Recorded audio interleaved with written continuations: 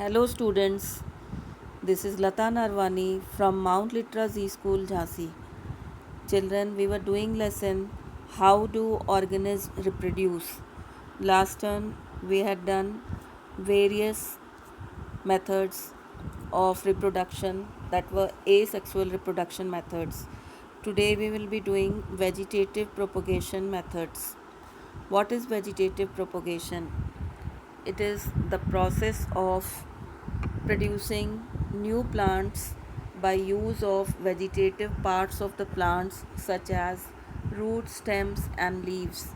It is done by following methods: by natural methods and by artificial methods. First we'll do natural methods. First, by roots. The roots of sweet potato, dahlia, guava, and mint bear adventitious buds. When such roots are planted in the soil, new plants are produced as a result of vegetative propagation. Second, by stem. In many plants, the stem develops buds on it. The part of the stem that has buds serves as an organ for vegetative propagation. For example, bulb of onion, tuber of potato, rhizome of ginger, stem of mint. Onion, potato, ginger, all these are underground stems. We must have seen that when we see an potato, we have seen many eye like structures over it. So these are the nodes, and from these the new plants can grow. This is called vegetative propagation. Third, by leaves. Some plants such as bryophyllum, begonia produce adventitious buds on the margins of the leaves. These buds develop into small plantlets.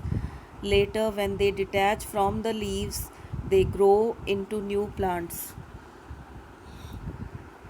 Here we can see bryophyllum leaf, the margins of which produces small buds from which the new plants arises.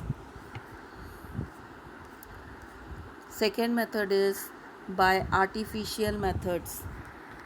There are various artificial methods of propagation used by farmers, gardeners, and horticulturists. They are as follows. First is stem cutting method. Plants like potato, rose, sugarcane, bougainvillea can be grown through stem cuttings. Their stem is cut into small pieces 6 to 12 inches. Each piece should have at least two nodes. These are immersed in moist soil. After some time, they give rise to adventitious roots which grow into new plants. So this is simple stem cutting method. A part of stem is cut and planted in the soil where it starts growing into new plant. Second method is grafting. Grafting is the method of obtaining a superior quality plant from two different plants by taking the root system of one plant and the shoot system of another. The plant whose root system is taken is called stalk, and the plant whose shoot system is taken is called scion. So, stalk and scion. The ends of the stalk and scion are cut obliquely and joined together. Then they are tightly packed with tape and covered with wax to prevent from infection and dehydration. After some time, it develops into a new superior quality plant. Examples are mango, guava, pear, rubber, etc. Here is the diagram which shows a stalk and a scion. This part of the plant which has the root system is called stalk, and the above part from the other plant which contains the stem is called scion. Both are tied together and then covered with a tape to prevent from dehydration. So the tissues of both the plants join and they get converted into a new plant. Next method is layering method. In this method, a bunch of plant a branch of plant is bent towards the ground and covered with moist soil with the tips of the branch exposed. After some days, new roots emerge from this bent branch, which is buried in the soil. This part is then separated from the parent plant and grown as a new individual. Examples are jasmine, lemon, bougainvillea, etc. We can see a branch of the plant is bent inside the soil, but the other end is exposed in the air. So this part starts growing its own roots, and ultimately, if we cut it from here, it behaves as a new plant. So this layering method occurs in jasmine plant. Next method is tissue culture. This is a modern technique of vegetative propagation, and it is also called micropropagation. In this technique, a small part of tissue from a growing tip of a plant is cut and is grown into a nutrient medium. The tissue utilizes nutrients from the medium, grows and forms an undifferentiated mass of cells called callus. Now, small portions of this callus are taken out and transferred to another medium containing hormones. These hormones induce differentiation and small plantlets are produced.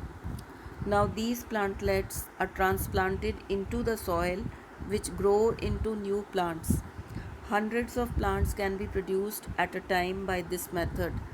Means this is a very fast method. Examples of plants which are grown by this method are orchids, asparagus, chrysanthemum, etc. Advantages of vegetative propagation. The plants which do not produce seeds or produce very few seeds can be grown by this method. Second, the plants grown by these method bear flowers and fruits earlier than those produced from seeds. It is a cheaper method of growing plants. Fourth, plants prepared by vegetative propagation are exact copies of their parent plants, so the variety can be preserved. Now, what is the difference between asexual and sexual reproduction? In asexual reproduction, offsprings arise from a single parent, whereas sexual reproduction involves two individuals of different sexes, that is, male and female. Second point is no sex organs or gametes are involved. Here, in sexual reproduction, sex organs and gametes are involved. Third point is offsprings are exact copies of the parents during asexual reproduction. But in sexual reproduction, offsprings show some variations with their parents. So, children, this is all for today. Thank you.